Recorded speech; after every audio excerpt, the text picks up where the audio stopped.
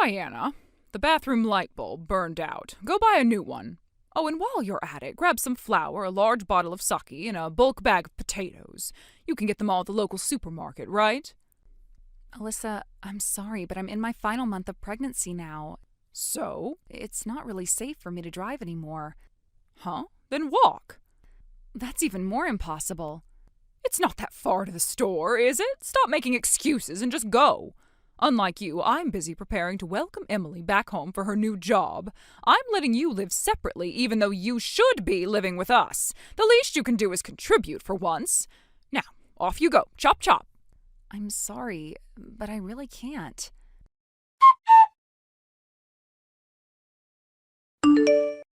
Diana!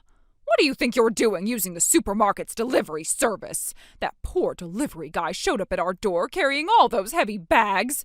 I was shocked. Explain yourself. I'm not sure what you mean by explain. All the things you asked for were heavy.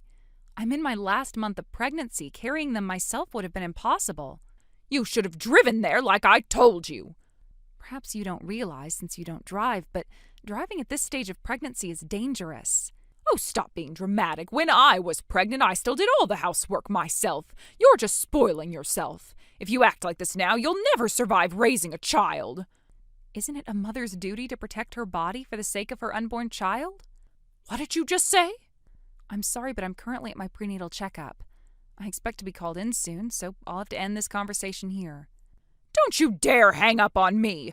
When you get back, I want you to clean the entire house. You can go to your checkup anytime, but the house needs cleaning now.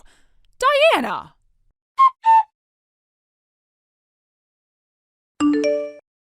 Diana, are you at home right now? Good morning, Alyssa. Yes, I'm home.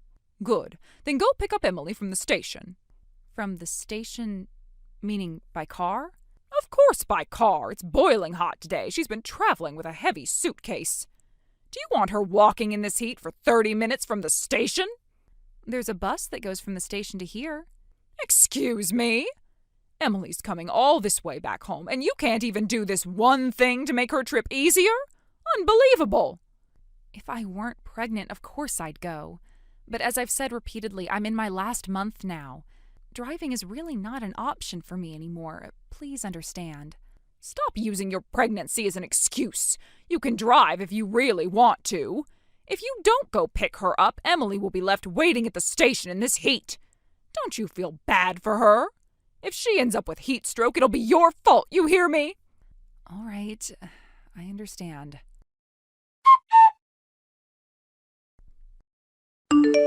Hi, Mom. It's Emily. Oh, Emily, did you already get to the station? Yeah. There was a bus leaving soon, so I hopped on it. Huh? The bus? Yeah, you know that bus only runs twice an hour, right? But I got lucky. Only had to wait for 5 minutes. So I'll be home in no time. Oh, I see. All right then.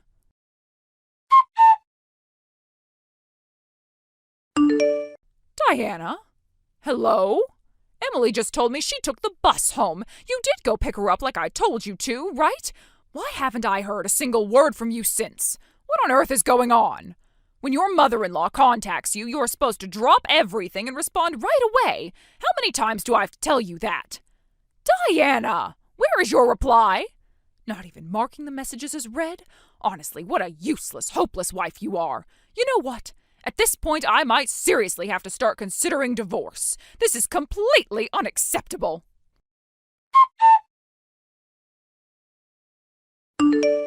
Emily? Hey, Parker. What's up? Hey, Emily! Long time no see since the coming-of-age ceremony, right? Yeah, it's been a while. Wait, is this about the class reunion or something? No time for small talk. I need to get to the point. Okay. Diana, she's your brother's wife, right? Yeah, my sister-in-law. Why? What happened to her? She was just brought into my hospital by ambulance. What? What happened to her? She passed out while driving. She lost consciousness behind the wheel. Wait, hold on. Diana, she's in her last month of pregnancy, isn't she? Why was she even driving in that condition? Yeah, I know. Anyway, she's stable now. She's in a room. The doctors took care of her. And the baby, is the baby okay? Both are fine. No need to panic. Well, thank God. We already called your brother from the hospital, but I heard you're back in town today too, so I figured I'd let you know as well. Got it. I'm heading to the hospital right now.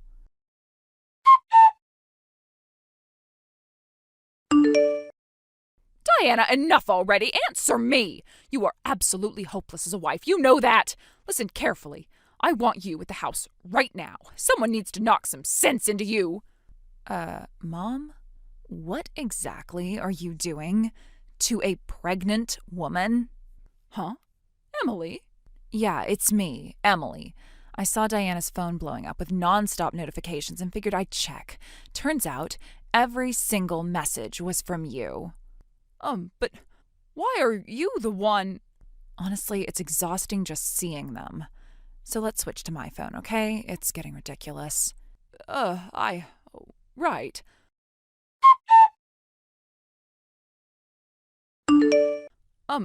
Emily, didn't you say you were heading to visit your friend today?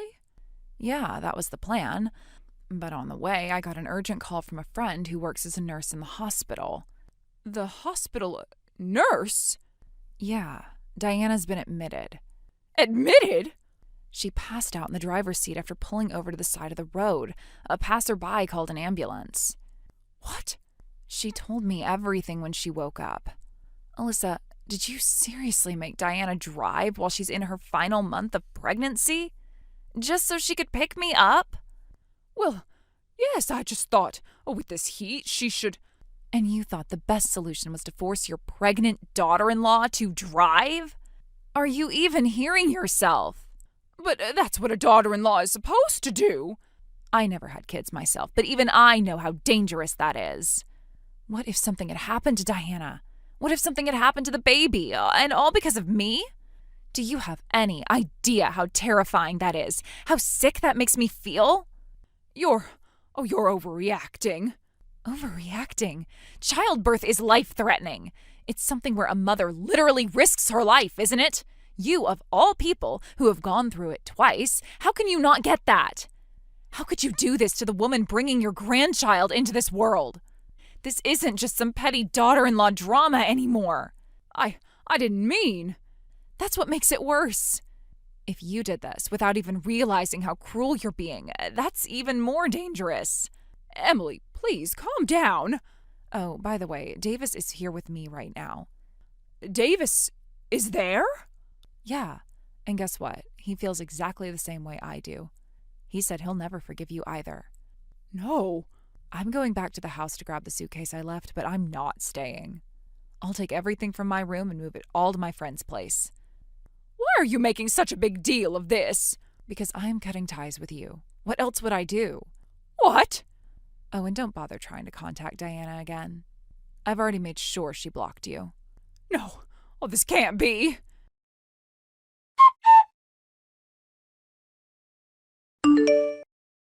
Emily, what am I supposed to do? Your father, he's told me he wants a divorce. Yeah, I know. What? Davis told Dad everything. All the things you've done to Diana. No, oh, this can't be. Dad said if you sign the divorce papers without making a fuss, he'll make sure you're financially supported for a while, so you won't be left high and dry after living as a housewife all these years. He's still being kind, isn't he?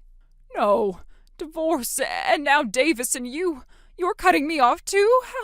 How did it come to this? There's only one answer to that. You brought it on yourself.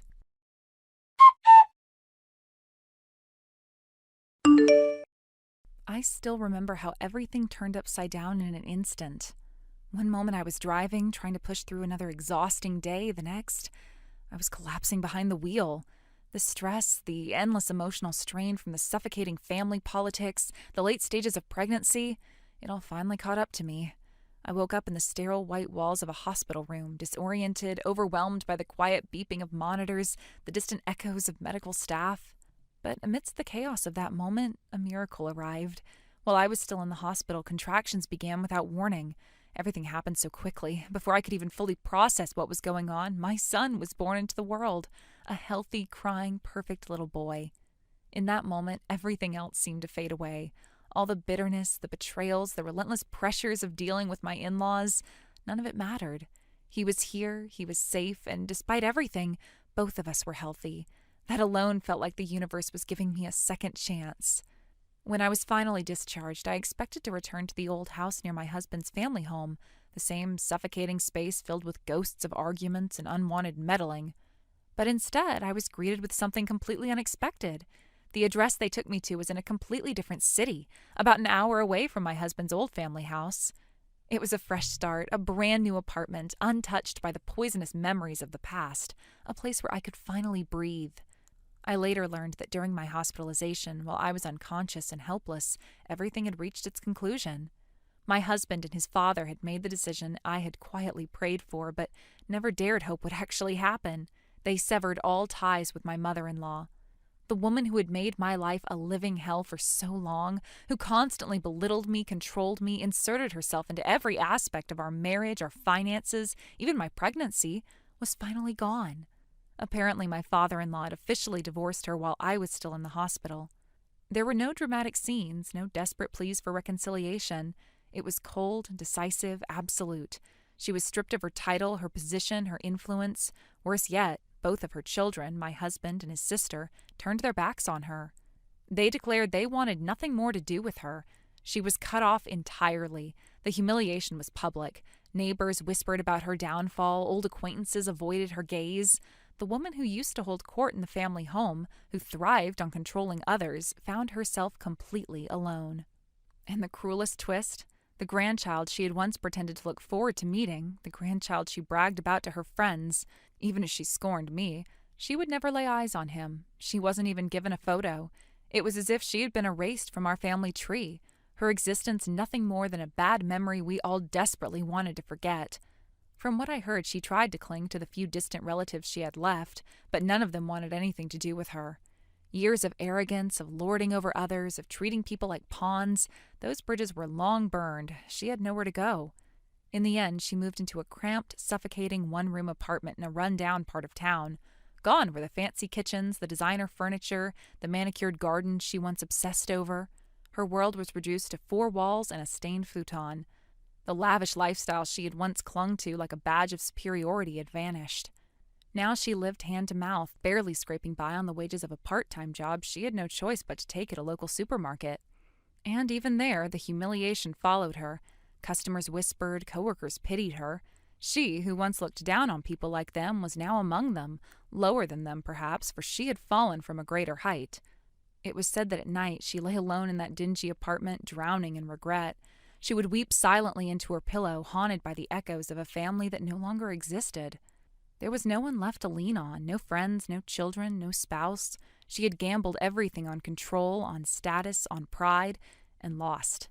Sometimes I wondered if she deserved even that tiny shred of sympathy. A part of me, the part that had once cried endless nights under her tyranny, felt satisfied knowing that justice had finally been served. But another part of me, perhaps the mother I had become, felt a hollow ache when I thought of her. No one, no matter how cruel, deserved such an empty, loveless ending. But life has a way of balancing the scales. While she was facing her solitary, bitter twilight years, I found myself surrounded by warmth. My husband, once suffocated by the oppressive influence of his mother, had changed. The weight of her manipulation lifted, and he became a different man. Gentler, more attentive, more willing to stand by me as an equal, not as someone trying to balance between his wife and his domineering mother. He finally saw me as his true family, the one he vowed to protect. Even his sister, once a passive bystander in their mother's games, found the courage to break free. She moved into an apartment nearby. We weren't exactly best friends, but the old tension between us had dissolved. We were mothers now, both of us, and perhaps that was enough common ground to rebuild something healthier. My father-in-law, freed from a lifetime of emotional abuse, seemed to rediscover himself. He visited often, bringing fresh vegetables, little toys for his grandson.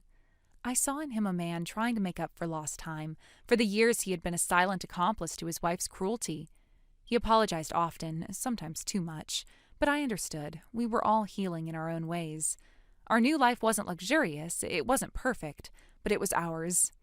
There were no more surprise visits from the in-laws barging in without notice, no more lectures about how I wasn't raising my son correctly, no more cruel remarks about my cooking, my cleaning, my appearance. I could finally decorate our home the way I wanted. I could cook meals that made us happy, not meals that met some impossible standards set by a bitter old woman. Every night I tucked my son into his crib in a room that felt like a sanctuary, not like a prison. And I would whisper to him about the future, our future, one built not on control, not on appearances, but on love, respect, and honesty. Sometimes I still had nightmares, visions of my mother-in-law barging into our peaceful life, trying to reclaim what she believed was hers. But then I would wake up to the soft breathing of my son, the gentle touch of my husband's hand in mine, and I knew I was safe. She couldn't hurt us anymore. Her kingdom of lies had crumbled, and in its place, we built something real. Even now, when I hear rumors of her pitiful existence, I feel nothing. Not pity, not satisfaction, just emptiness. She was a chapter we had closed, a ghost of a past life I no longer recognized. Perhaps that was the greatest revenge of all. Not that she was left alone, but that we were no longer even needing to think of her. She had made herself irrelevant. The memory of that day, the day everything changed, still haunts me. I had been so exhausted, so physically and emotionally drained by the constant battles and stress, that my body had finally rebelled. I collapsed behind the wheel while driving, a mixture of fatigue and the overwhelming emotional toll that had been building up over the years. Everything felt like too much. My pregnancy, which had been fraught with tension and the strain of familial expectations, became the final breaking point. And thank God that was the case. Thank you for watching and listening. We hope you enjoyed the video. Don't forget to like this video and subscribe. Also, feel free to leave a comment about what you thought of the story. We look forward to seeing you at the next story. Thank you for watching. Please subscribe and hit the like button. See you next time.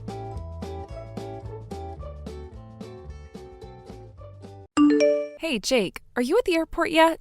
Yep, I've been here 30 minutes already. Security was fast for once, so now I'm just wandering the terminal like a lost soul. Okay, cool. I just got on the subway. I finally escaped the office. I should make it well before check-in closes. I still can't believe they made you come in on the actual morning of our honeymoon. That's cold. Tell me about it. I was one passive-aggressive comment away from flipping a desk. What even happened? Wasn't everything already handed off? It was. But the guy taking over my accounts landed in the ER last night. Appendicitis, of course. Oh, come on, that's just unfair. Can't blame the guy, but seriously, today? Right, my manager cornered me and begged. He said I was the only one who could smooth it over with the client. And of course you said yes.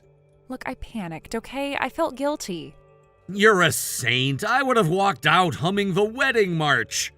That's because you've got main character energy. I'm just trying to survive corporate America. Well, you're married now. Time to start using that honeymoon immunity. Nobody touches you for 2 weeks. Except for me, that is. Trust me, I haven't forgotten about that part. Thank you again for handling the flight change, by the way. I know it was a pain. Oh, you mean the hour-long hold music and the customer service rep who said, "I'm afraid not," like it was her mantra?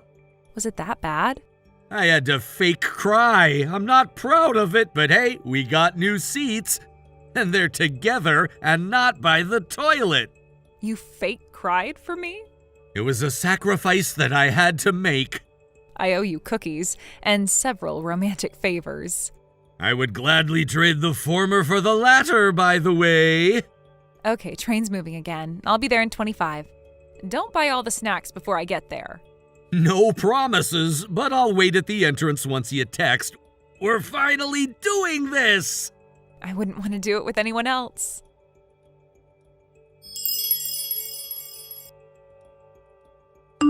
Jake, my precious little angel, I finally found you! You're at the airport, aren't you? Your neighbor, the older lady with the ridiculous yappy little dog, told me everything. You're going on your honeymoon today. How could you not tell your own mother? Are you kidding me right now? You asked the neighbors?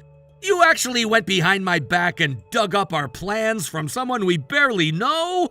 Oh, don't turn this around on me. You're the one who kept secrets. You cut me off, ignored my calls, and now I find out secondhand that you're flying out of the country with her? That manipulative girl. I stopped seeing you for a reason, Mom. You made it impossible to have a relationship with you. You never respected boundaries, and you never respected Annie. That's not something I can keep overlooking. She's the reason you hate me. I know she is. She has twisted everything. She poisoned you against me with those sad eyes and sweet words. But I know what's really going on. I can see her for what she is. What are you even saying? She's never done anything to you. And you've hated her from the moment you found out she was raised by a single mom. That's it. That was all it took for you to write her off as garbage. Because I know what that kind of upbringing does. It breeds liars. It breeds opportunists. Her mother was probably some shameless adulteress who got caught, and now her daughter's trying to sink her claws into someone decent. My dear son. Her father died of cancer. He was a kind man and a devoted husband. Her mom raised her alone because she had no choice. And I've told you this more times than I can count. And I still don't believe it. That's the difference between us. I trust my instincts, not some carefully rehearsed sob story. I asked for proof and she handed me that phony-looking death certificate. You really expect me to believe that wasn't doctored? It was official, Mom. It had the county clerk's seal and everything. You're so convinced she's evil that you threw it across the room and called it a forgery. And I stand by it. Anyone with a printer and a little Photoshop knowledge could whip that up in an afternoon. You're being played, Jake. She's using you. No, Mom. You're the one who's using me. You've always used guilt and fear to keep me close, but it doesn't work anymore. I married Annie because I wanted to, because I love her. And I'm not going to keep justifying that to you. Love? You think that's love? Real love is what I've given you since the day you were born. I sacrificed everything for you. My youth, my freedom, my entire future. You owe me more than some hollow ceremony and a woman with a fake past. I don't owe you my life. I don't owe you control over my marriage. You raised me, yes, but that doesn't give you the right to dominate me forever.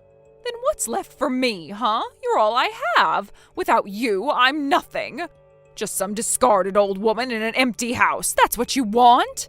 What I want is peace, and I can't have that if you keep trying to tear down the person I chose to share my life with. Then I'm coming to the airport. I'm going to pull you out of this madness, even if I have to scream your name in front of every passenger there.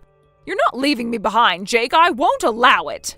For the last time, Mom, leave me alone.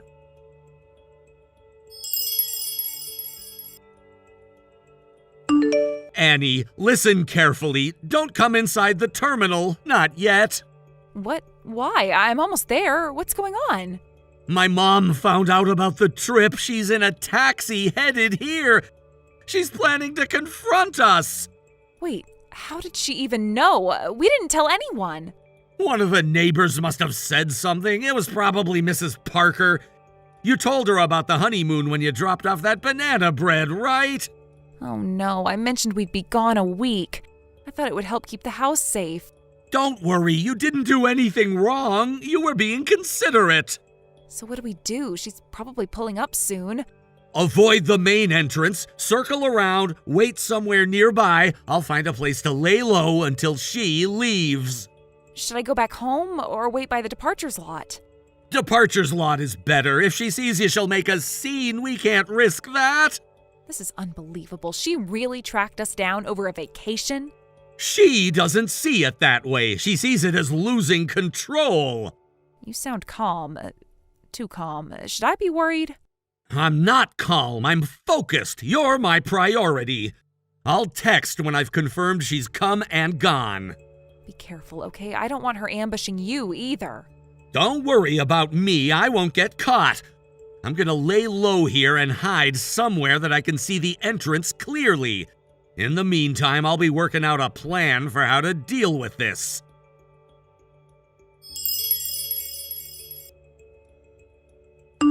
Jake, I made it. Can you believe my luck?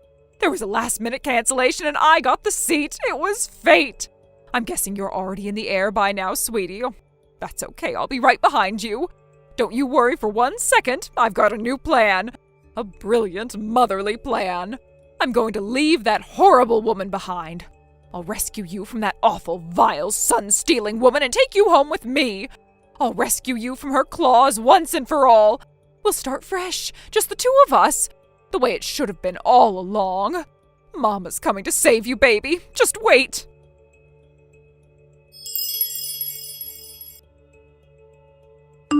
Jake, I just landed. I'm here at Miami International. The plane touched down smoothly and I marched right off to see your face.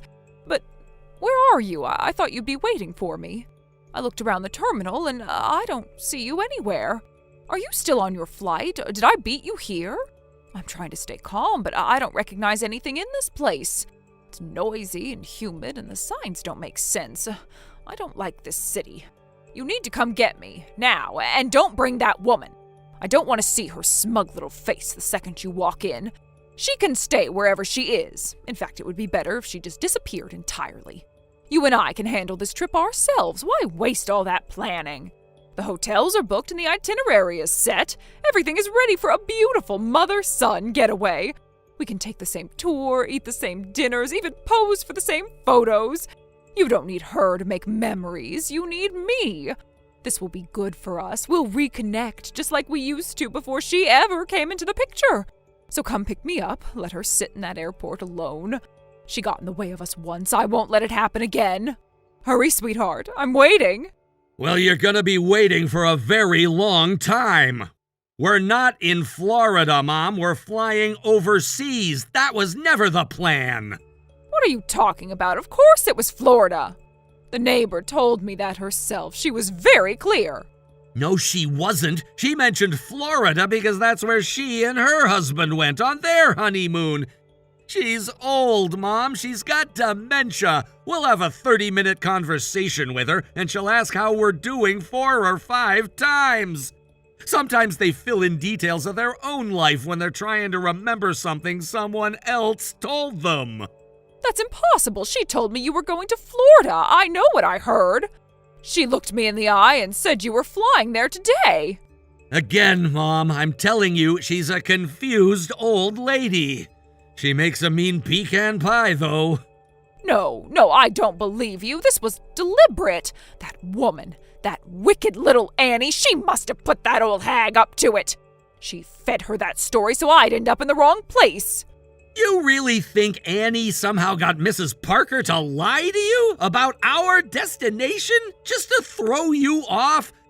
She can't even remember what she had for breakfast. How was she supposed to remember that she needed to hide our honeymoon destination? Don't mock me. It's exactly what she'd do. She knew I'd come after you, so she planted the idea and used that sweet old woman as a pawn.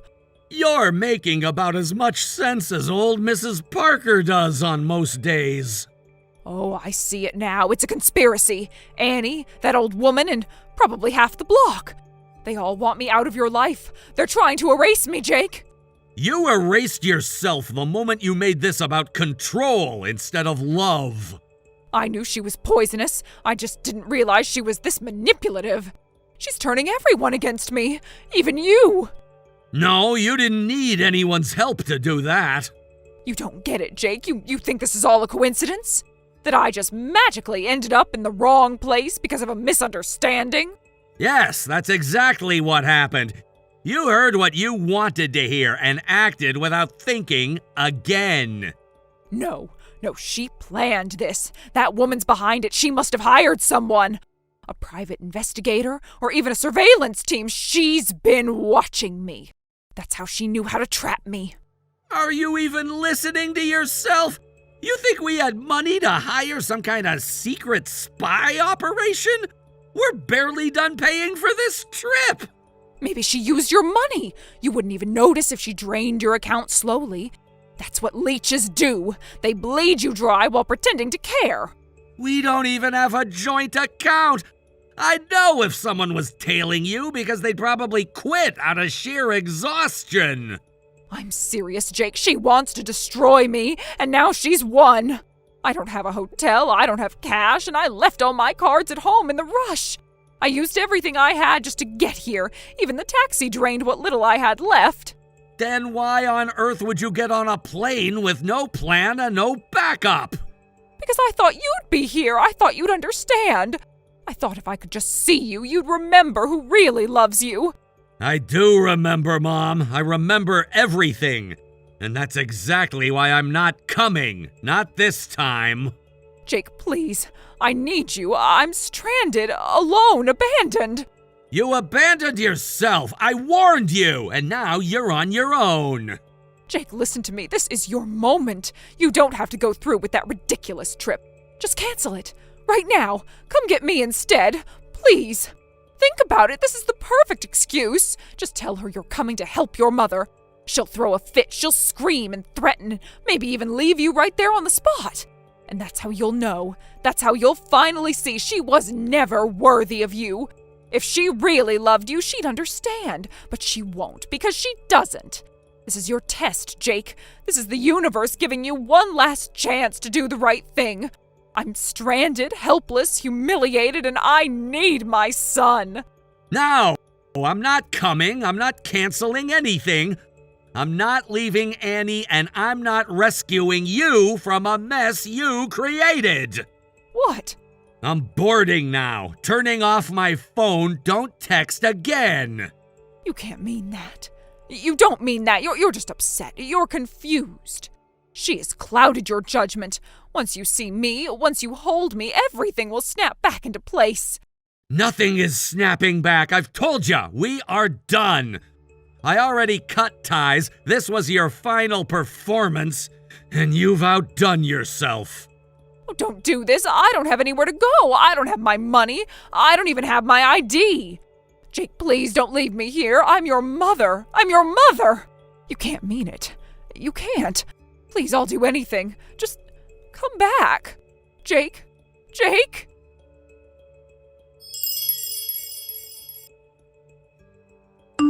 We made it.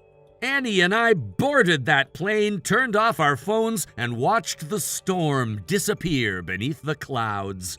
Our honeymoon was everything we hoped for. Peaceful, beautiful, and completely free of screaming voicemails. While we were away, Annie's younger brother helped us move out of our apartment. Every box, every belonging, every trace of our presence was gone by nightfall. He even texted me a photo of the empty living room.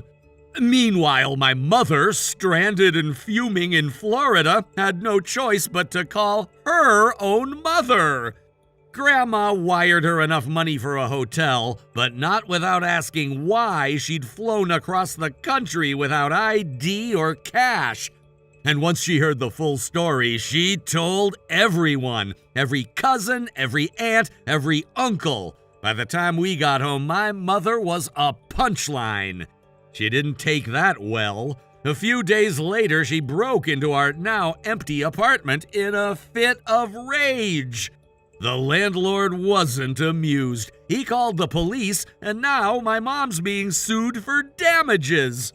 I haven't heard from her since, but I imagine she's alone, resentful, maybe shouting at her walls.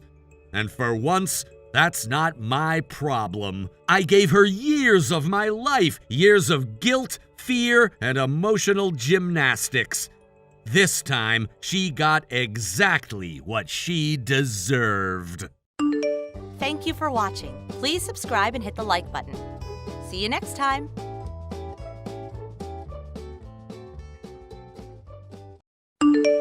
Hey, Colleen. Good evening. I hope this isn't a bad time. I just wanted to ask you something quickly, if that's okay? Mila! No, not at all. The little one just went to sleep, and I was finally sitting down with some tea, so your timing's actually perfect. What's up? Thank you. I'll be quick, I promise. So, my husband and I are coming up on our 10th wedding anniversary this year. Oh, 10 years already? Wow, that's a milestone. Congrats! Thanks, yeah. We thought it might be nice to get each other something a little special to mark the occasion. Like a ring, maybe. Something we can keep forever. Ooh, a ring? Oh, that's lovely. Going for something simple or something flashier? Well, we were thinking something elegant but meaningful, and actually, that's part of why I'm messaging you. I remember you work at that jewelry store near the station, right? The one with the velvet curtains and the antique chandeliers? Yes, that's the one. Guilty as charged. It's a bit of a niche place, very selective clientele. Not to brag or anything, but yeah, we deal in some rather exquisite pieces. Exactly. That's why I wanted to ask. I actually looked it up online and the website is so vague about how to make a reservation. It didn't even list a phone number, just said something about referrals only. Is that true?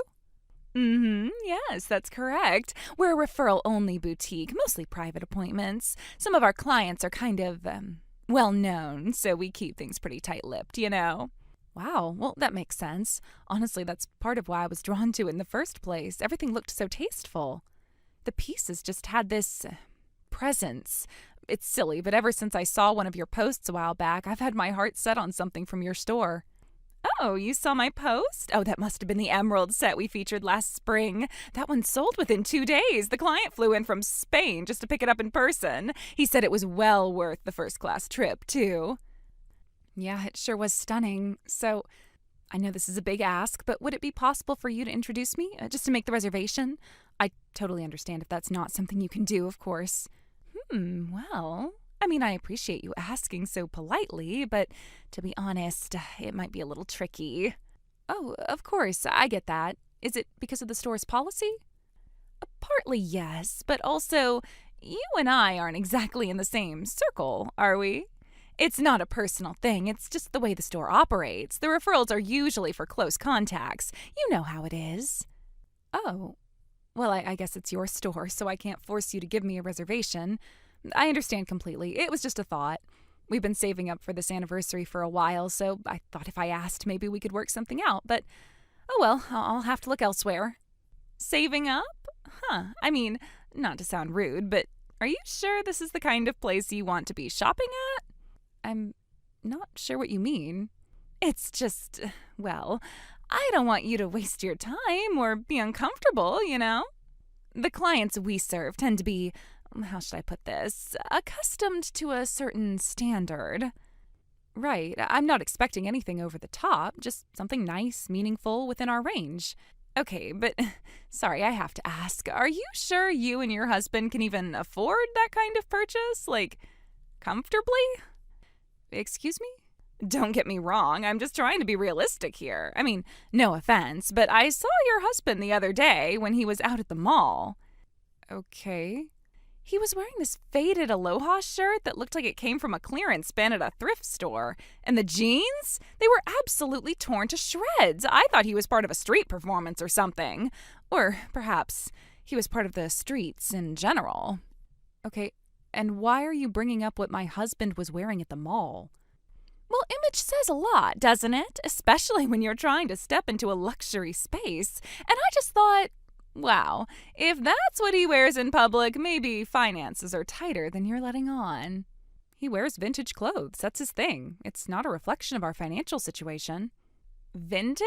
Honey, there's vintage. And then there's, I haven't bought a new shirt since 2008. Let's not kid ourselves. You're getting pretty close to being rude now, Colleen. I'm just being honest. Look, it's not personal, but if you showed up at our store dressed like that, or even mentioned being introduced by me, it'd raise eyebrows, and not the good kind. So you're saying we're, what, too poor looking? Well, I mean, yeah, that's exactly what I'm saying. You have to understand we've worked very hard to cultivate a certain clientele. If someone walks in looking like they glued their outfit together with coupons and hope, it cheapens the entire atmosphere. Wow, yeah, wow's all I've got. And listen, I'm not trying to be mean, but can we be real for a moment? If money's that tight for you two, maybe skip the ring and just give each other something else that's meaningful, like a handwritten card or a nice pack of gum. I can't believe you're talking to me like this. Oh, it's nothing personal, really. I just hate seeing people get in over their heads. The store isn't for, people at the bottom of the social hierarchy. If word got out that I referred you, the assumption would be that you and I are in the same league. That would reflect poorly on me. So you're judging not just me, but everyone I know. Well, the apple doesn't fall far from the clearance rack, does it? Well, I guess that settles it. Thank you for your time, Colleen. I'll look into other stores. I'm sure we'll find something that suits us just fine. Oh, so you're really going through with it. How brave. I mean, sure, there are plenty of other stores. None quite like ours, of course, but I suppose somewhere out there there's a jeweler who'll sell you a modest little trinket. That's the plan. Like I said, this was just an idea. I appreciate you responding.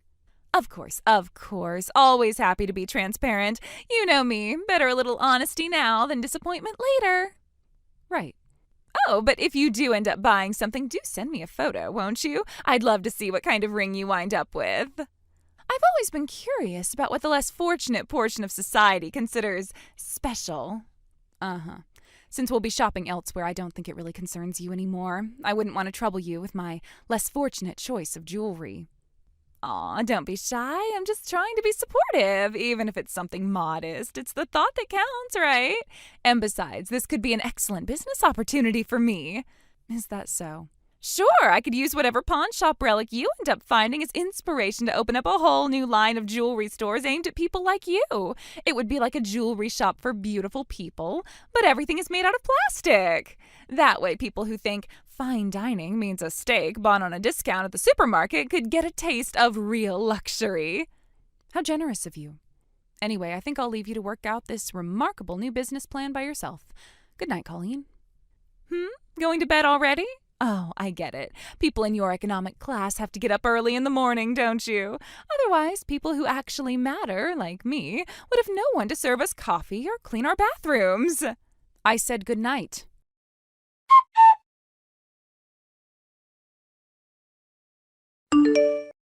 Mila, what's going on with you today? Were you just pretending not to see me just now? I was waving like an idiot in front of the daycare, calling your name. You looked right at me and walked away. So, yeah, do you have anything to say to me? Not in particular, no. I saw you waving, yes, but I didn't feel like acknowledging you, so I didn't. That's all. Wow, seriously? You mean to tell me you're genuinely giving me the cold shoulder like some high school mean girl? Back up. I'm the mean girl? After you insulted my husband, mocked our finances, and spread your vicious lies about us around to anyone within earshot? Oh, come on, that's not what happened. Don't lie, Colleen. I know exactly what happened. You took my request, which I made politely and privately, and turned it into a running joke. You told people I was begging. You called us bottom feeders. You told people we should be putting our money toward having presentable clothing rather than jewelry. Oh, you're still on about that. Mila, it was a joke. You can't honestly be mad about that. A few offhand comments between friends are nothing to throw a hissy fit over. And as for word getting around, that's not my fault either. People talk. I can't control it. Let's make a few things clear. First of all, you didn't just make an offhand comment, Colleen. You decided I was beneath you and went out of your way to humiliate me for even asking about a ring. Then you went to all of your friends and started spreading all sorts of vile gossip about me and my husband. I think you're being way too sensitive. I just said what everyone was thinking. You know how it is. If someone walks into a luxury store and thrift shop clothes, people notice. You don't know anything about us. You made assumptions and treated us like garbage. That's not honesty. It's just cruelty dressed up in pearls. Okay, fine. So I was a little blunt, but can we move past it now? Actually, I meant to ask you something. I noticed something today. Were you wearing a ring? Why, yes, Colleen. Yes, I was. I thought so. I only saw it for a second, but it practically blinded me. That diamond, that wasn't costume jewelry, and the setting, it looked custom. I know jewelry like you know the welfare system. My goodness, you do have very good eyes for jewelry, don't you? If it looked custom, that's because it was custom. Wow. I have to say I'm shocked. No offense, of course. It's just, when I think of you, I don't exactly picture high-end custom diamond rings. Yeah, you made that perfectly clear the last time we spoke. Oh, don't be like that. I'm actually trying to give you a compliment here. Honestly, that ring had presence. Where did you get it? Was it a surprise? Anniversary gift? My husband and I designed it together to celebrate our anniversary. We both got rings, actually, so my husband has one with a similar design. Seriously, you two? Wow. Honestly, good for you. That's bold. So now I have to ask, where on earth did you get that ring, and how much did it set you back? Since you're so curious, we were referred by another friend, not to your store, obviously, a different boutique, one that didn't make a sport out of belittling people who have the audacity to ask for a reservation. Oh, really? Which boutique? I can't think of any that would both custom make a ring like that and let people like you in. It doesn't matter. What matters is we met with a designer, sat down together, discussed stones, cuts, metalwork. We went full custom, and the pair of rings came out to $600,000. 600,000? That's right. For both rings. That's how much a one-of-a-kind, custom-made, high-end ring costs. You should know that. You're joking. That can't be real. You expect me to believe you spent that much? Oh, come on, Mila. I saw your husband's clothes with my own eyes. I could smell the thrift store from across the parking lot. And that right there is your problem. You think you can assess someone's worth from the fabric on their back. Well, excuse me, but when someone's wandering around in torn-up jeans and a wrinkled Aloha shirt from 1985, I don't exactly assume they're rich. That wrinkled Aloha shirt is a vintage button-up made by a team of native Hawaiian designers. It's one of only 4 of its kind. The jeans were hand-dyed and part of a limited production run that was made for the board of directors of a Swiss bank. Collectors would pay over $100,000 for either of those. What? But, it looked like something he pulled out of a donation bin. Because you don't know what you're looking at. You see frayed denim and loud prints and assume cheap. Meanwhile, people who actually know fashion would recognize it in a second. So he's not unemployed? No, Colleen, he's not. He works in international trade, specializing in exports and acquisitions. And when he's not doing that, he manages a rental property he inherited from his grandfather. The mortgage is fully paid, so anything we earn beyond property taxes is pure profit. He could probably quit his job, and that property alone would be able to sustain our current lifestyle. You never mentioned any of this before. Because I don't need to. We don't wear status on our sleeves. And I certainly didn't think I had to justify our income just to ask you for a favor. But you made it sound like you were on a budget. You said you'd been saving. Saving and struggling are not the same thing. We're careful with money, yes. We don't buy to impress strangers. We buy what matters. 600,000? That's more than some people make in a year. What do you mean, some people? We're not talking 1% or even 1% of 1%. How are you so clueless about how people in this country actually live? But setting that aside for a moment, let's have some real talk, shall we? You turned away a client who was ready to drop 6 figures just because her husband didn't look the way you wanted him to. How do you think your clients would feel about that? And if that doesn't do it for you, how do you think social media would feel about that?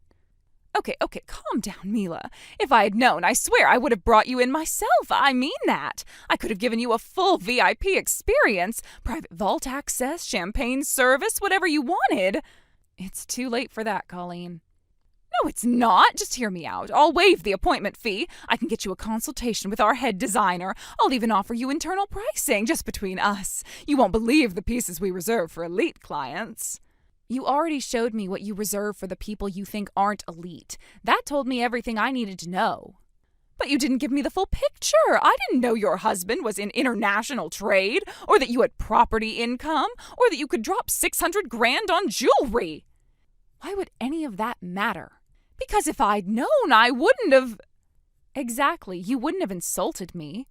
You would have smiled wider, talked sweeter, made space for me in your inner circle, because suddenly I'd be worth something. That's what this is about for you, isn't it? Who's worth your time, who isn't? Oh, that's not fair. It's completely fair. You judged me the second you saw my husband's jeans. You didn't ask, you didn't wonder, you just assumed. I made a mistake, okay? A mistake is forgetting someone's name. What you did was deliberate. You ridiculed me and gossiped about my family because you thought we didn't belong in your world. I said I was sorry for that. Yeah, you said that, but are you really? No, you're only saying that you're sorry now that you think I'm valuable. But can't we move past this? We had an unfortunate little mix-up, but we can be friends from now on. I was thinking, how about we throw a little jewelry party? You can invite your friends and your husband's colleagues. I'll bring some of the latest designs we have available, and if anyone's interested, they can buy them on the spot. What do you say, Mila? I say you won't be hearing from us again. And I'll be making sure no one I care about walks into a store where kindness is conditional.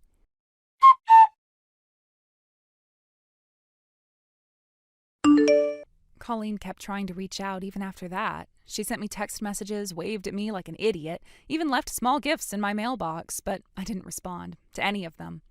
I hadn't forgotten the way she had mocked me or how quickly she turned my trust into gossip. Word spread, as it always does. Other moms stopped talking to her once it came out that she had been making up all those stories she spread about me. A lot of them came up to me and apologized for even having listened to her gossip, even if they didn't believe it. Her store started losing regulars. A few of her richer friends quietly took their business elsewhere. It's not to the point that she'll go out of business, but I think she'll be changing a few of her policies. Once her husband found out, they both came to my house to apologize. I accepted their apologies, but made it clear there'd be no friendship going forward. People love to judge what they don't understand, but when cruelty becomes your habit, the world has a way of returning the favor. Thank you for watching. Please subscribe and hit the like button. See you next time.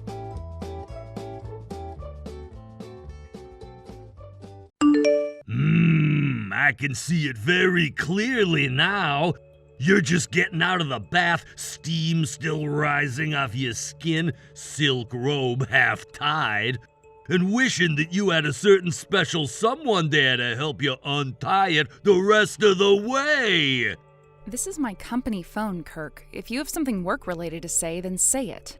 Otherwise, I'd like to spend my evening in peace. Oh, come on, don't act like this is some HR hotline. We're both grown-ups off the clock. We're just having a little chat. There are no rules here, sweetheart. Actually, the rules don't disappear when the clock hits 6. You're messaging a colleague on a company-issued phone with clearly inappropriate content. I've asked you to stop before. This is your final warning. God, you're sexy when you're stern. You're always so tight-laced at work. I can tell you're just dying for someone to cut through all that control and show you how it's really done. That's what you need, a man who knows how to take charge.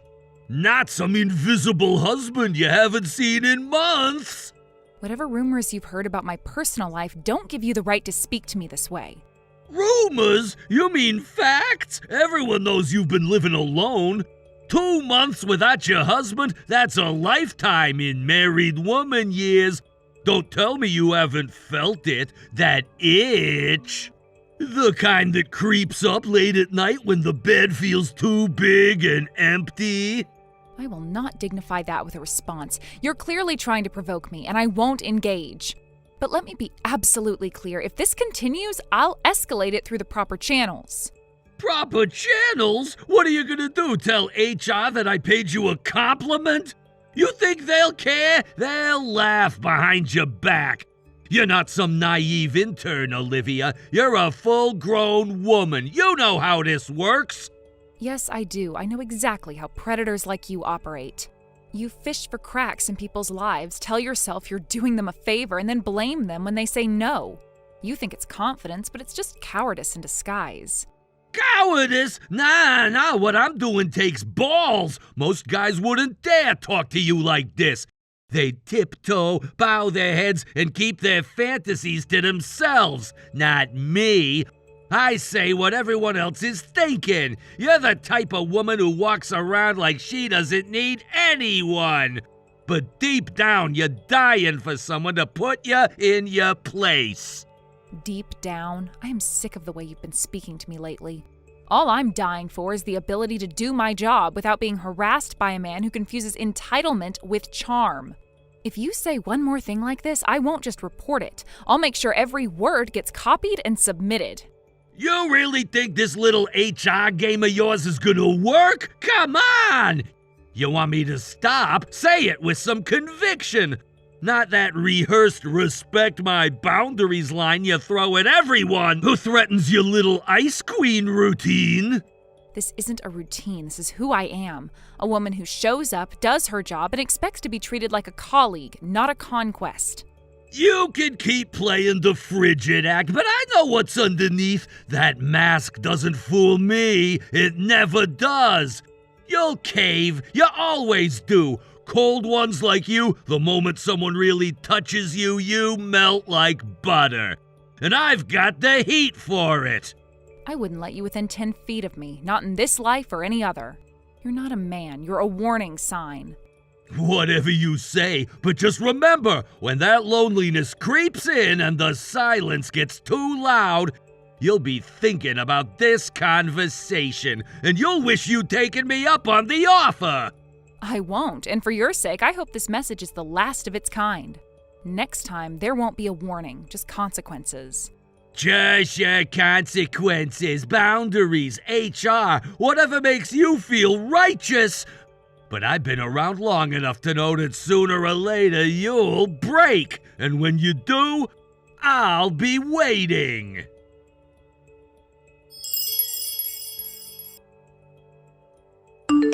Hey, where did you go? Did you forget our little plan? I promised I'd give you a ride tonight, if you know what I'm saying.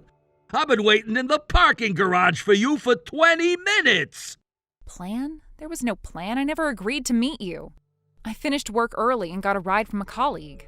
Wow, you just ditched me after everything? You don't even have the decency to tell me you're leaving?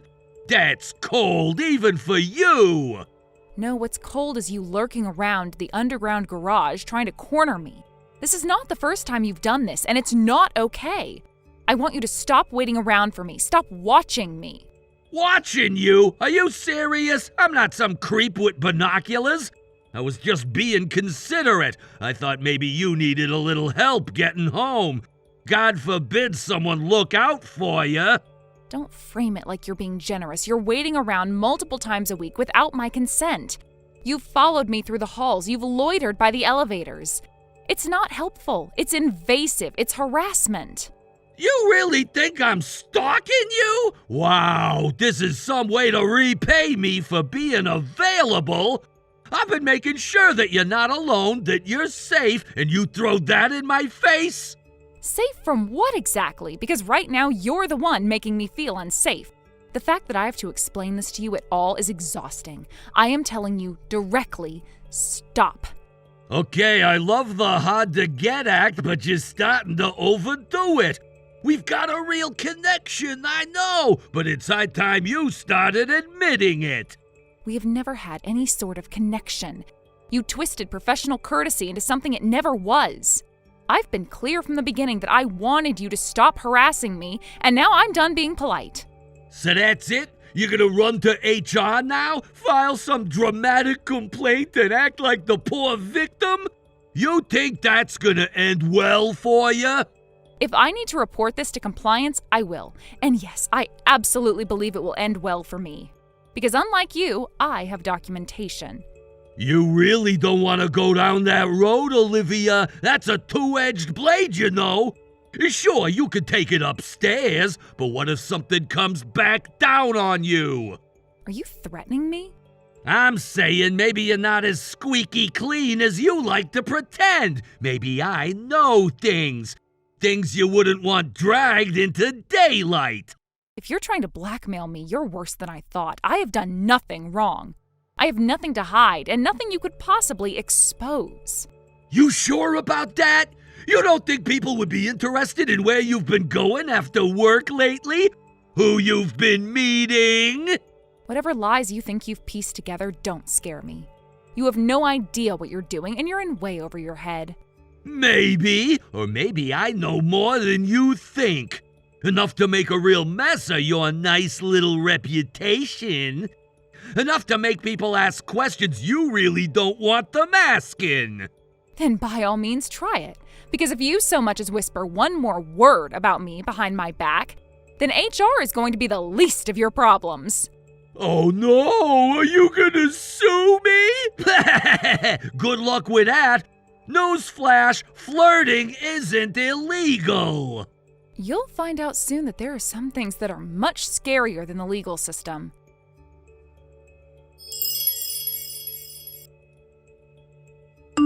Ray, I'm sorry for the late message. I know it's past midnight.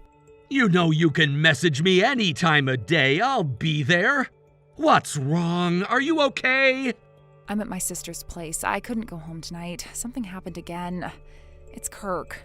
Oh no, what did that creeper do this time? I'm going to send you screenshots of the messages. It's gotten worse. Please, just read them. I don't want to retype everything.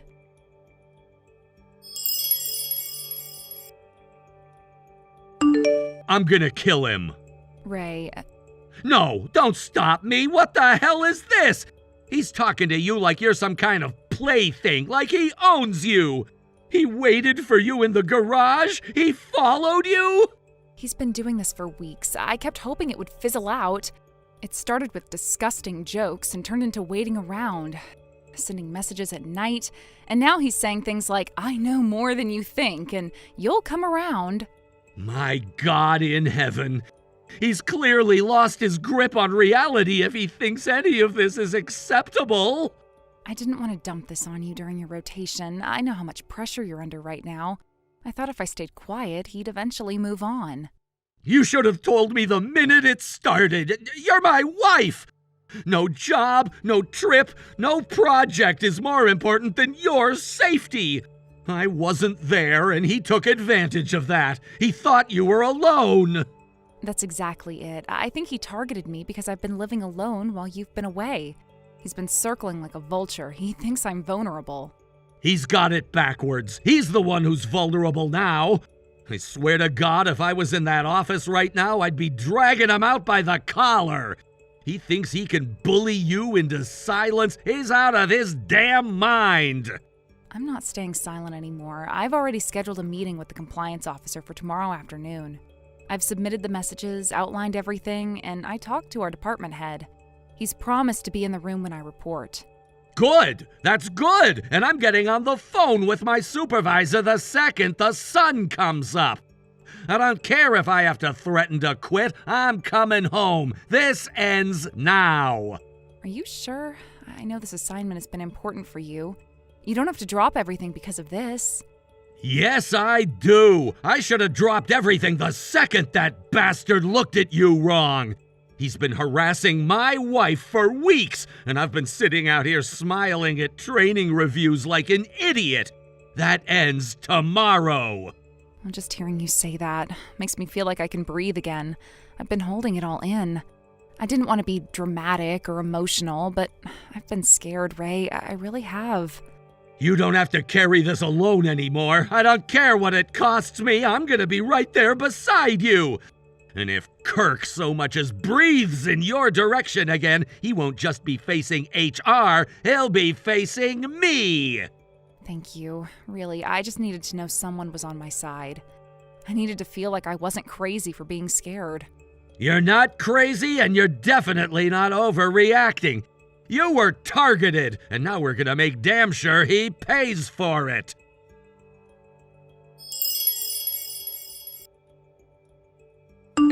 Hey, where'd you disappear to? Your desk's been empty all morning.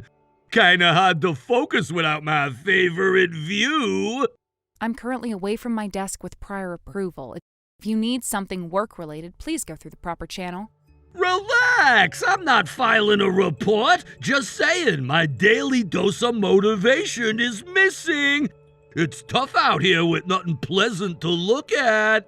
Again, I'm not available right now. Please refrain from contacting me unless it's urgent and professional. Okay, but you know, I just noticed the boss isn't around today either. Which means we've got a little breathing room, don't we? What are you talking about? It means I can finally say what I've been holding back. No more dancing around it. No more subtle hints. Let's stop pretending, Olivia. You've been aching for this as much as I have. What on earth are you trying to say? I'm saying tonight's the night. My wife's out of town, which means no interruptions, no excuses. Just you and me, one-on-one, no distractions.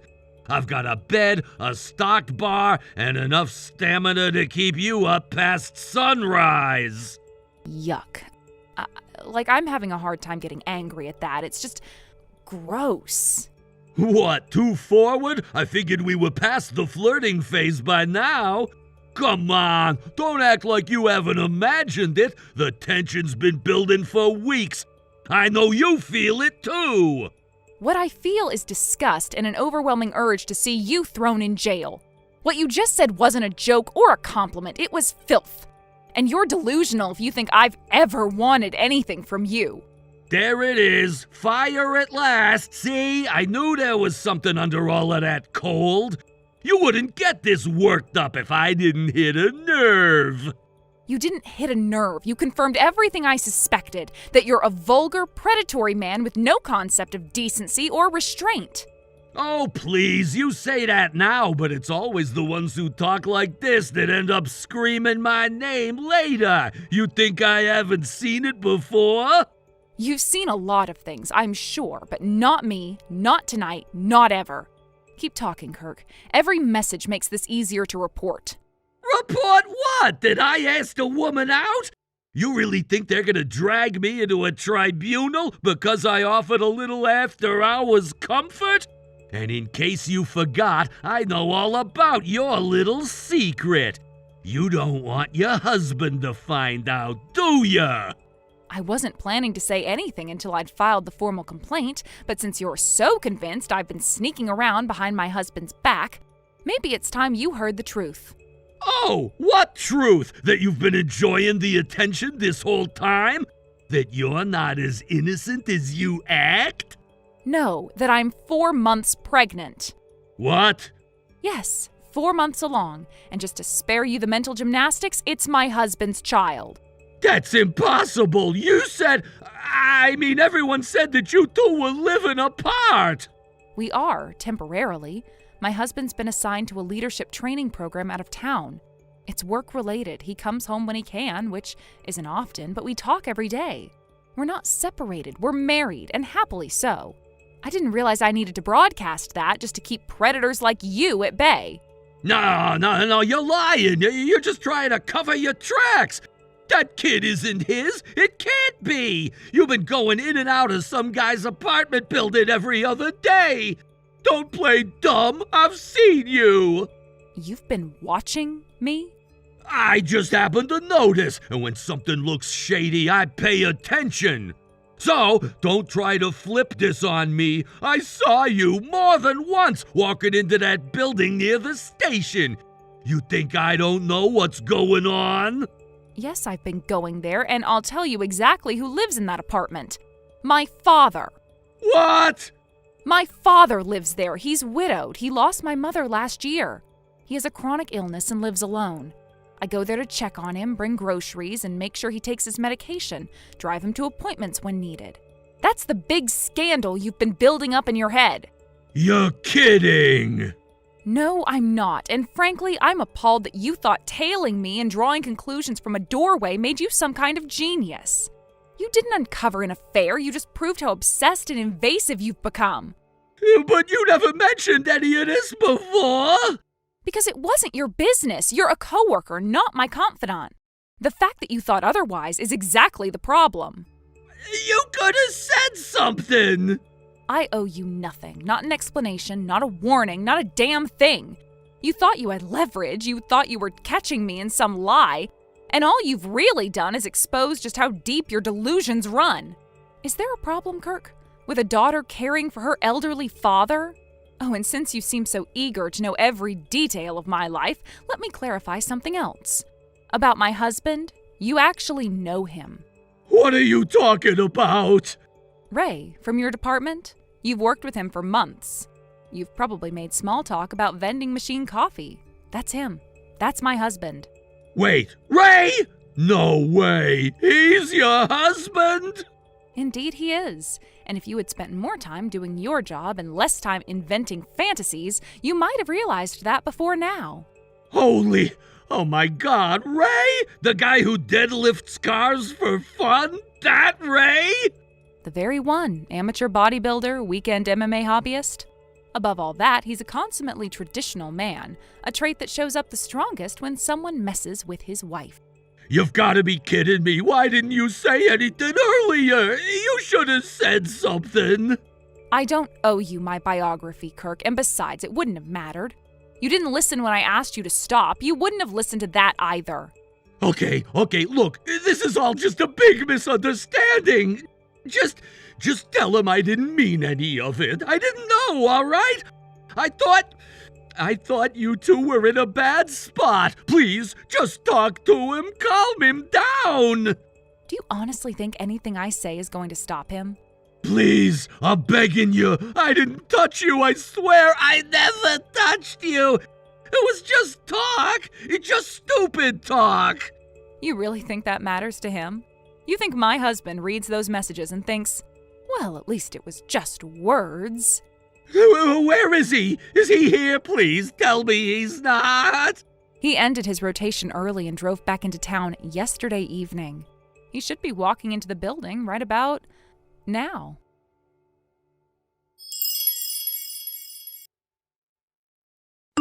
What's the matter, Kirk? Ray told me you looked like a ghost when he walked in the door. He also said that you screamed like a little girl and then ran and locked yourself in the bathroom. I didn't scream. I was just surprised, that's all. I didn't expect them back so soon. No, you didn't, because in your mind, I was some lonely, helpless woman you could chip away at until she caved. Now you're locked in a bathroom stall texting me for mercy. It's actually kind of pathetic. Look, I get it. I messed up. I let things go too far, all right? But it's not like I'm some monster. I've just been under a lot of pressure. Pressure? My wife's pregnant. She's been moody as hell, always complaining, never satisfied. The moment the test came back positive, she basically shut the bedroom door in my face. And then she ran off to her parents' house, left me to deal with everything alone. So you decided to turn your frustrations into a hobby? You decided you were entitled to someone else's body just because yours wasn't getting attention at home? It wasn't like that. I'm not saying I was right, okay? But I have needs. I thought you'd understand. You seemed distant, withdrawn. I figured maybe we were in the same boat. You thought I was fair game. That's what you're trying to say. You looked like someone who needed something. I thought maybe I could give it, that's all. You know what pregnant women actually need, Kirk? Support, safety, and space to breathe. Their bodies are being torn apart to create life, and you, a husband and father-to-be, couldn't be bothered to show the bare minimum of respect to your own wife.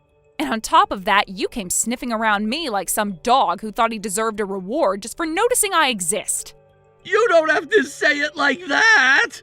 No, I really do. You need to hear this. What you did is shameful, as a husband, as a father, and as a man. And if you don't take a long, hard look at yourself now, you're going to destroy everything around you, one woman at a time. Okay, I hear you. I get it. Just, please, can we keep this between us? I'll back off. I swear I'll never say another word to you. It's a little late for that. Everything has already been submitted to HR and compliance. Every message, every time-stamped screenshot. And yes, both my husband and our department head have seen the entire chain. Oh, God! They'll be calling you in soon. If you've got excuses, you can try using them then. See how they land in a conference room with 2 senior managers and a printed copy of your filth sitting on the table. Please, I didn't mean for any of this to go that far! You pushed it this far. You chose this. Now you can live with it. If my husband allows you to live, that is.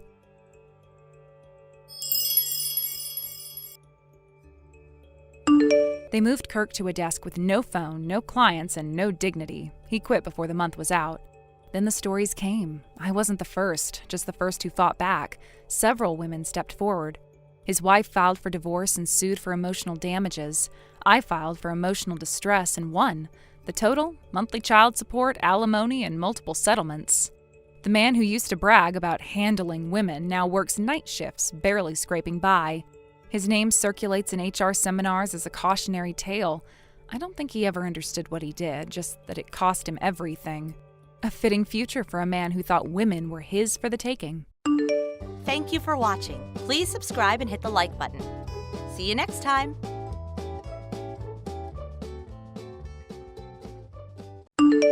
Hey, Just letting you know I dropped Mikey off at your place. Thanks again. You're seriously the best. I owe you big time. Pam? Are you out of your mind? I just found him sitting on my front porch alone. You didn't even knock. You didn't even make sure I was home. Oh my gosh, calm down. He's fine. I left his backpack and his snacks, and he knows how to keep himself busy. It's not like I left him in the street or anything. That's not the point. He's a little boy, Pam. You don't just leave a child on a doorstep without checking first. What if I hadn't seen him right away? He could have wandered off. But you were home, so it's fine. I knew you would be. You're always around. You're super dependable. That doesn't make it okay. You didn't ask. You didn't warn me. You didn't even text ahead. You just decided to dump your son here without saying a word.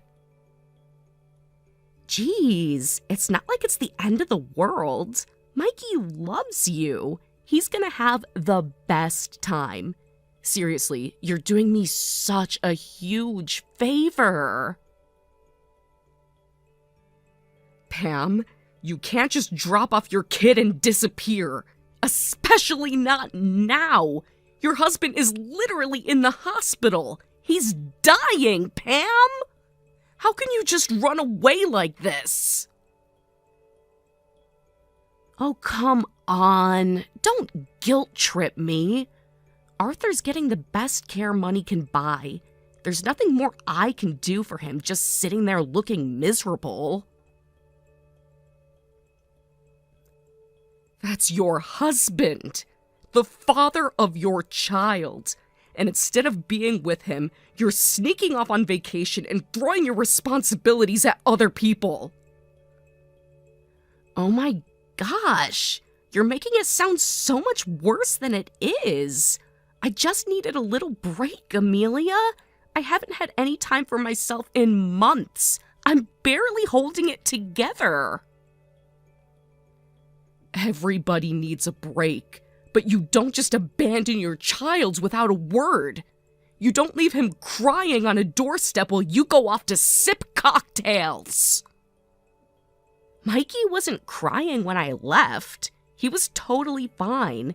And you're not a stranger. You're basically family. I knew he'd be safe with you. Safe isn't enough, Pam. He needs someone who's actually ready to care for him. I have work. I have obligations. I have my own life. I can't just become his full-time parent because you decided you needed a break. It's just for a week, maybe 2 if things go well. You'll survive. And Mikey's super independent for his age. He's not some helpless little baby. A week? 2 weeks? You didn't even ask me! You just decided my life would revolve around your choices without a second thought. Ugh, you're blowing this way out of proportion. I thought you'd be happy to help. I really thought I could count on you. Helping is offering when you're asked, not being blindsided because someone didn't feel like handling their responsibilities. Wow, thanks for making me feel even worse. Exactly what I needed before my flight. Maybe you should feel worse, Pam. Maybe you should stop thinking about yourself for 5 minutes and realize what you're putting Mikey through. You know what, Amelia? I don't have time for this.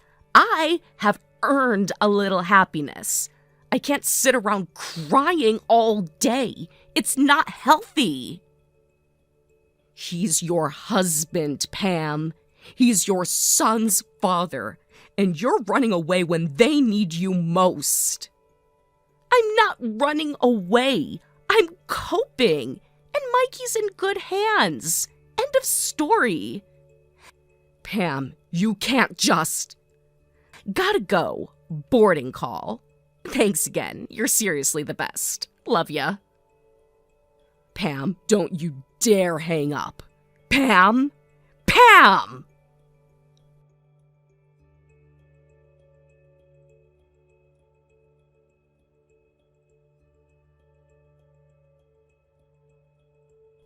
Pam, seriously, we need to talk. It's been 2 days, and I still have Mikey here. When exactly were you planning on picking him up? Oh my gosh, don't stress. I was gonna message you later today anyway. So funny thing, change of plans. I'll be back in like 3 weeks. Pam, I can't keep him for 3 more weeks. I have a job. I have things I need to do. I can't just drop everything for almost a month. Come on, it's not like it's a hardship. You and Mikey are bonding, right? This is good for both of you. Bonding isn't the issue. He's confused, Pam. He keeps asking when you're coming back. He's been waking up crying at night because he doesn't know what's going on. He's just adjusting. Kids are resilient, Amelia. A little time away from home builds character. Plus, you've got such a cozy place. Honestly, it's like a vacation for him, too. He's not on vacation, Pam. He misses his mom. And meanwhile, where even are you right now? Cancun, baby! White sands, turquoise water, all-inclusive everything. It's basically heaven on earth. Cancun? While your husband is in the hospital and your son is crying himself to sleep? Arthur has excellent nurses, Amelia. He's in good hands. Me sitting there and crying next to his bed isn't going to help anybody. And I really needed this, you know? I'm reconnecting with people I haven't seen in forever. Reconnecting? Who are you even there with? Just an old friend from high school. Someone who gets me, you know? It's been so good to have someone to talk to who actually listens for once. A friend, right. And you didn't think maybe your son needed someone to talk to? Or, I don't know, needed his mother? Mikey has you. He's lucky, honestly. Not everyone gets to hang out with someone as nurturing as you. You're giving him memories he'll cherish. Pam, he doesn't need a temporary babysitter. He needs his mom. He needs answers. I had to explain to his teacher why he wasn't in school today because I didn't even know what to tell them. School's overrated. Missing a few days won't kill him. Plus, you're creative, right? You'll find a way to keep him busy. Take him to the zoo or something. The zoo? Pam, it's not about entertaining him. He's scared. He's confused. And you left me with nothing. No schedule, no emergency numbers, not even his insurance card. You're resourceful, Amelia. I knew you'd figure it out. I mean, come on. You've got such a good head on your shoulders. You're basically Superwoman. Pam, flattery isn't going to fix this. You made a choice without even asking me, and now I'm the one trying to hold everything together while you're off drinking margaritas with your friend. Hey, don't judge. After everything I've been through, I deserve a little happiness, don't you think? It's not like I'm out here partying every day. Well, maybe a little, but still. Everyone deserves happiness, Pam, but not at the expense of people who depend on them. You're supposed to be his mother, not just when it's convenient for you. Wow, harsh. I thought you of all people would understand needing a break. Guess I was wrong. I understand needing a break, Pam. I don't understand abandoning your responsibilities to chase a few cheap thrills in Cancun while your son cries himself to sleep. Okay, ouch. That was unnecessary. Look, I'll send some money your way, okay? Order him some pizza, get him a toy or something. He'll be fine. It's not about money. It's about showing up for your child. Being there when he needs you. You can't buy your way out of being a parent, Pam. Whatever, Amelia. Not everyone can be Little Miss Perfect like you. Some of us actually need to breathe once in a while. Breathing is one thing. Abandoning your son is another. You might want to think about the difference while you're lounging by the pool. I don't have time for another lecture, Amelia. I'm meeting someone for dinner. Talk to you later. You mean your old friend? Tell them thanks for helping you forget about your family. Bye, Amelia. Try to have some fun with Mikey, okay? He adores you. He deserves better than this, Pam. Oh, you think so? Well then, you should be taking better care of him. That's not what I meant!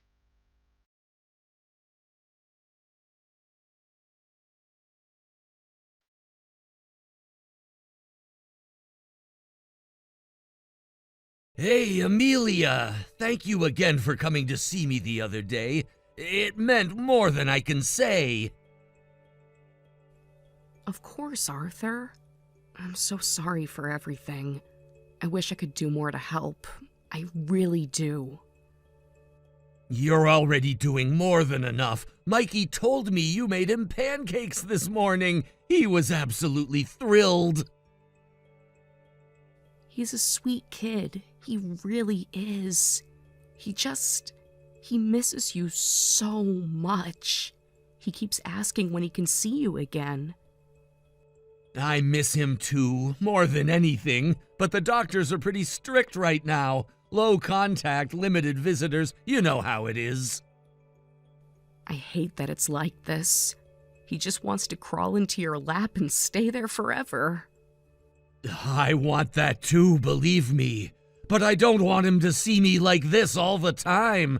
It's better he remembers me smiling, laughing, not hooked up to all these machines. He loves you so much, Arthur, and he talks about you every single day. He's drawing you pictures. I'm going to bring them by when I can, if that's okay. That would be wonderful. I'll hang them right here on the wall. Give me something nice to look at. He's trying to be brave. He's putting on a brave face, just like you. He's got a good heart. Strong, too. He's gonna be okay, Amelia, no matter what happens. Please don't talk like that. Please. It's all right. I've made my peace with it.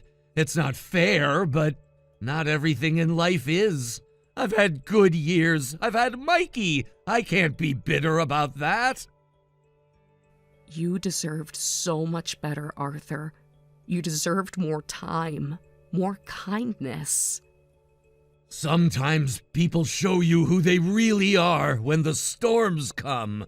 You can either curse the storm or be grateful you saw the truth before the end. You don't deserve to be alone in this. I'm not alone. Not really. I have Mikey. I have a few good memories to hold on to, and I have people like you who cared enough to stay. I'll be here. I promise. I'll help with Mikey however I can. I know you will. You've always had a good soul, Amelia. Mikey's lucky to have you in his corner.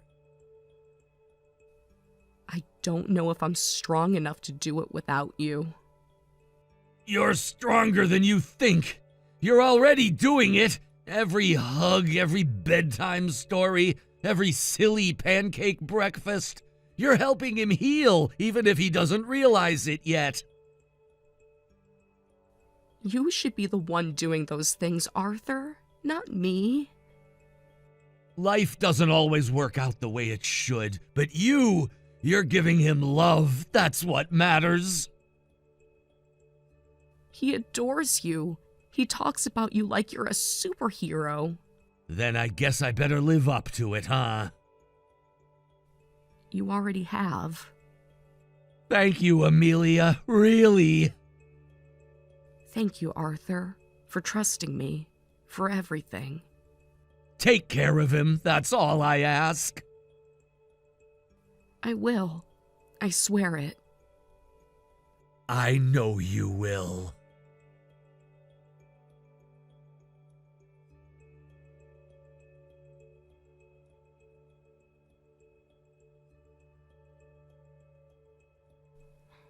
Hey, just wanted to give you a heads up. I'm extending my little getaway by another week. Things are just too good down here to leave yet. I figured you might say something like that.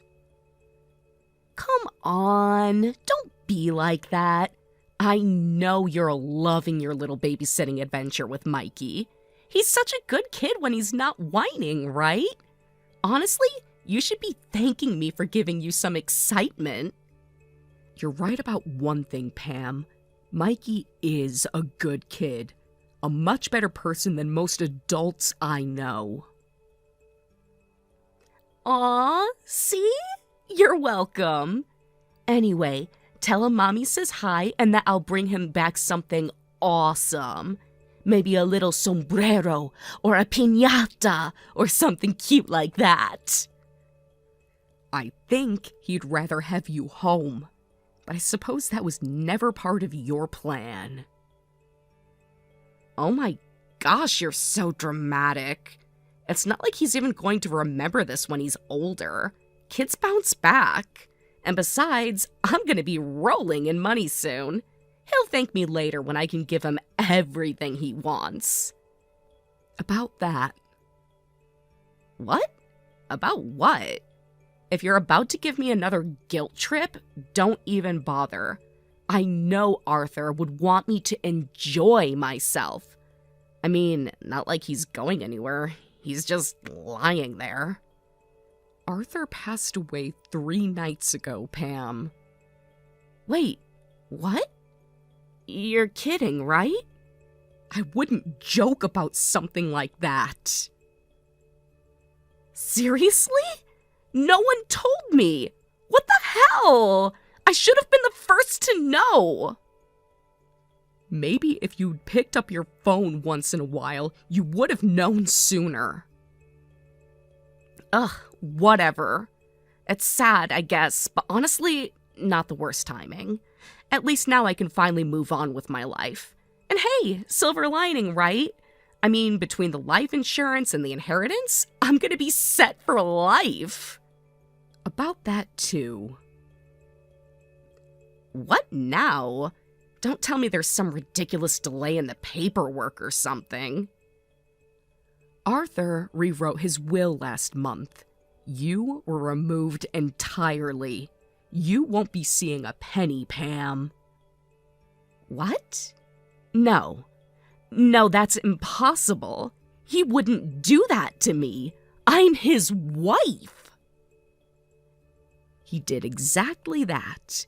His lawyer read it out yesterday. You get nothing. Not the house, not the money, not even the car. No. This has to be some kind of mistake. I'm entitled to something. I'm his wife. You were his wife in name only. Arthur knew about the old friend you've been reconnecting with. He knew a lot more than you thought he did. That's not... one can prove anything. He can't just cut me off because of rumors. They weren't rumors, Pam, and he didn't cut you off for rumors. He cut you off because when he needed you most, you left. Everyone saw it. Everyone knows. You don't understand. I needed a break. I was stressed. I was hurting too. Arthur needed his family, Pam. You gave him your absence. He gave you what you earned. This isn't fair. I deserve something. I put up with him for years. Arthur thought Mikey deserved better. That's why he made other arrangements. What are you talking about? Mikey's my son. I'm his mother. I'll take him back when I get home, and we'll move into a nice place together, and everything will be fine. No, Pam.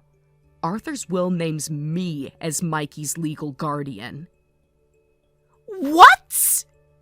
He didn't trust you to raise him, Pam. Not after what he saw. Not after what you showed him. You can't do this to me. He is my son. I'm his mother. Arthur didn't want Mikey dragged around from hotel to hotel or left with strangers while you chased your next thrill. He wanted Mikey to have a real home, stability, love. This is insane. I'll fight this. I'll get a lawyer. I'll sue you for custody. You're welcome to try, but I should probably mention something else first. What? What else could you possibly throw at me? Child abandonment charges were filed this morning. What? No, you can't be serious. The court has statements from neighbors, from Mikey's teacher, even from the airport records showing you left the country without arranging care. But you were watching him. I left him with you. Without asking, without consent, without legal permission. That's abandonment under the law, Pam. No. You can't do this to me. You can't take everything. I didn't take anything, Pam. You gave it away, piece by piece, all by yourself. Please, Amelia, come on. We can work something out. I'll come back right now, today. I'll be better. I'll change. It's too late. Arthur gave you more chances than you deserved, and Mikey deserves better than more broken promises. But he's my baby. I'm his mom. You should have remembered that before you walked away. Amelia, please, I'll do anything. Just please, don't take him away from me. Goodbye, Pam. I'll make sure Mikey remembers the best parts of you. The parts you forgot how to be. Amelia, please, don't do this to me. I'm not doing anything to you, Pam. You did it all to yourself.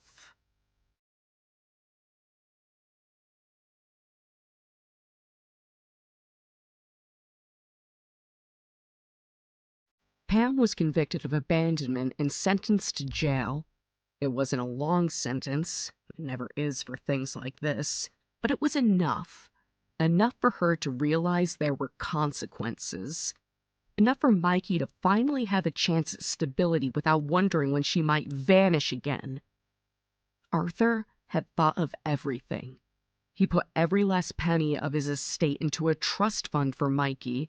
Not a cent could be touched until Mikey turned 18. It was his future, protected and preserved, safe from the mistakes of the people who were supposed to love him most. Arthur also left a generous amount to me to help raise Mikey the right way. No fancy vacations, no shopping sprees, no living large at his expense. It's a responsibility I carry every single day, and I still swear, it will all be for him. Mikey will grow up knowing he was wanted. He will grow up knowing he was protected. He will know that when everything else fell apart, someone stayed. Someone fought for him. Someone believed he was worth everything.